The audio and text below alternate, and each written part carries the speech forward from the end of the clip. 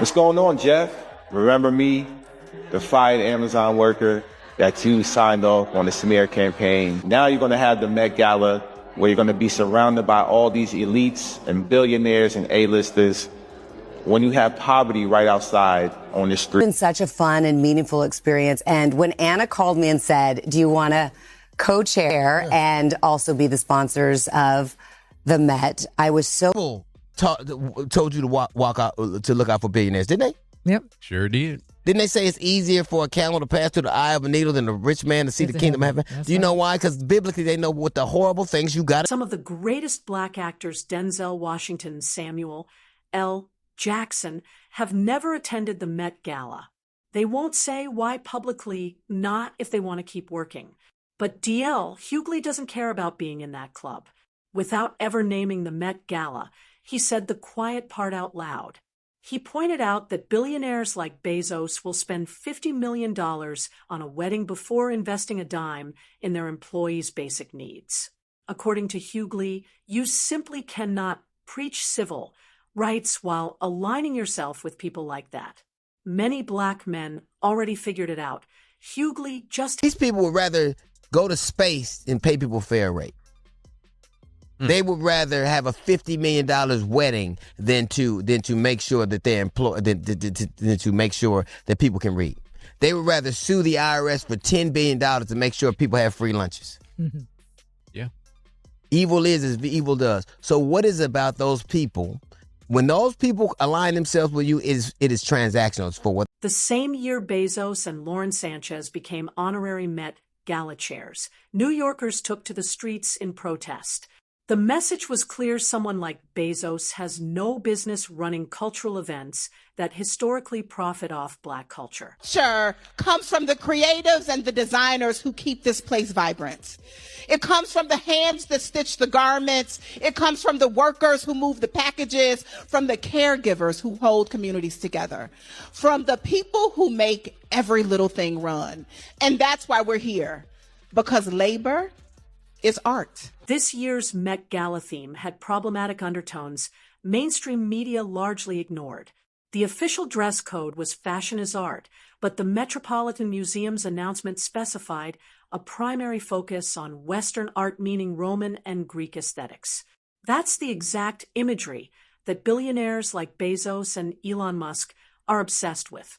Remember when Musk changed his bio to Imperator of Mars? That's a Roman emperor title.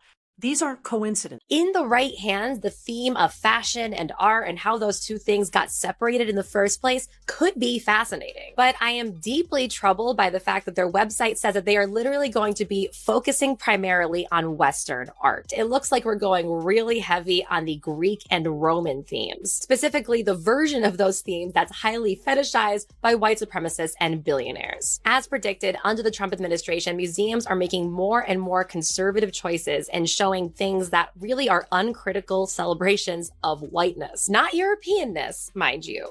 Whiteness at the expense of everything. Once you start asking who actually controls the Met Gala, who decides which black celebrities get invited, what they wear, and what they must do to stay in good standing, you begin to understand why so many black men want nothing to do with it. So let's talk about who really runs this thing, because that's where it gets uncomfortable. Anna Wintour, the woman with the power bob and the sunglasses she never removes. She's controlled this event for decades. And here's something most people don't know. Even conservative outlets have compared her management style to something deeply disturbing. The National Review, which is far from a progressive publication, once wrote that the Met Gala revived racial segregation and that Wintour treats celebrities like a captive labor force. They openly compared the event to a slave auction scene. Their argument was straightforward. Wintour dictates how even the most famous black celebrities present themselves, what they wear, and how they behave. These icons show up, perform for the cameras exactly as directed, and then go home. Meanwhile, the museum keeps every dollar raised. None of that money flows back into black communities. Think about what that picture actually looks like. A mostly white, ultra-wealthy audience watching black celebrities parade down a red carpet in outfits largely not designed by black designers at an event chaired by billionaires like Jeff Bezos.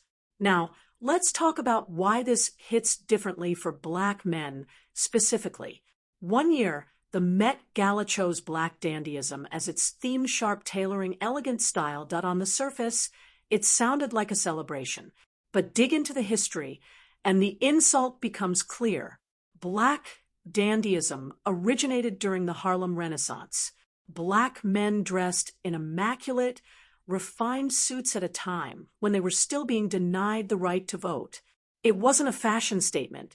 It was a political act, a declaration of dignity to a country that refused to recognize their humanity. That's what gave it real power and meaning. Now, fast forward to the Met Gala. Anna Wintour and company took that same tradition, that act of resistance, and transformed it into a costume party for the wealthy.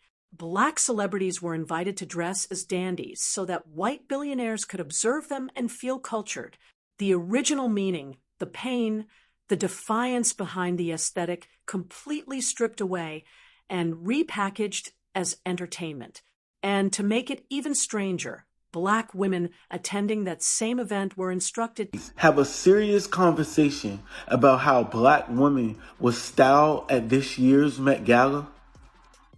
Because while a dress code might have been menswear, the overall theme was dandyism. And we saw a lot, so let's digest this. Now, dandyism has always been about rebellion, challenging societal norms, and self-expression. But here's the thing. Black women has never been fully allowed to even exist in that. This is where it gets darker. And this isn't conspiracy territory anymore. This is documented. The same article that compared Anna Wintour to a slave owner highlighted specific moments that went far beyond questionable fashion choices. They referenced Halle Berry exposing herself on the Met Gala carpet and K-pop star Lisa wearing Rosa Parks' face on her undergarments. Stop and think about that seriously. Why would the only black woman to ever win an Oscar for Best Actress degrade herself in that way? And why was a non-black woman permitted to place Rosa Parks' face, a civil rights icon, on her most private clothing? Either they genuinely believed those were good ideas, which is almost impossible to accept, or someone told them to do it, and they felt they had no power to refuse. That's how power actually operates at that level. You don't get invited back if you're considered difficult. The magazine covers disappear. The movie deals dry up.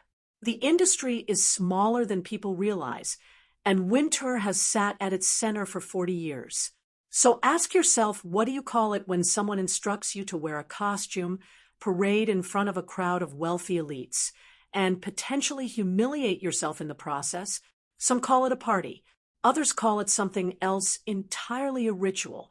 Care how people feel about the ritual. It's about does following the ritual work. Yeah. And so you can fool yourself into thinking there isn't one, but the evidence. Intro 6. Now, consider black men specifically. They aren't asked to do the same things as black women, but the expectations are still suffocating. Show up. Dress the way you're told. Smile. Don't cause problems. The moment a black man appears uncomfortable or speaks honestly, he gets labeled angry, threatening, or difficult to work with. So many of them simply don't go. Not because they weren't invited, but because they studied the game long enough to decide it wasn't worth playing. Start paying attention to who's missing from the room. Denzel Washington, Samuel L. Jackson, Terrence Howard, Morgan Freeman, Forrest Whitaker, all Oscar-winning actors. None of them Met Gala regulars. Some may have received invitations at some point. Maybe a few attended once and quietly decided never again. But the pattern is impossible to dismiss. A significant number of the most respected black men in entertainment want absolutely nothing to do with that event. And none of them are explaining why publicly. No one is giving interviews declaring a boycott because saying that out loud could cost you everything in Hollywood, but their absence speaks clearly enough. These men see the event for what it actually is, a plantation-themed costume party, where billionaires sit back and watch Black celebrities perform dignity for their entertainment. A lot of them decided they'd rather stay home. Now, let's bring it back to Jeff Bezos and why D.L. Hughley's words matter so much in this context. The plantation analogy makes people uncomfortable. They'll say times have changed. It's just a party. You're reading too deeply into it. But then you examine who's actually controlling everything behind the curtain, and the discomfort starts making perfect sense. The man who built Amazon, while aggressively fighting against worker unionization, the man whose employees reportedly couldn't take bathroom breaks during shifts, is now the public face of a charity gala celebrating Black style and culture. Let that sink in. Hughley's point cuts straight to the core. These billionaires don't genuinely care about the communities whose culture they borrow so freely. They want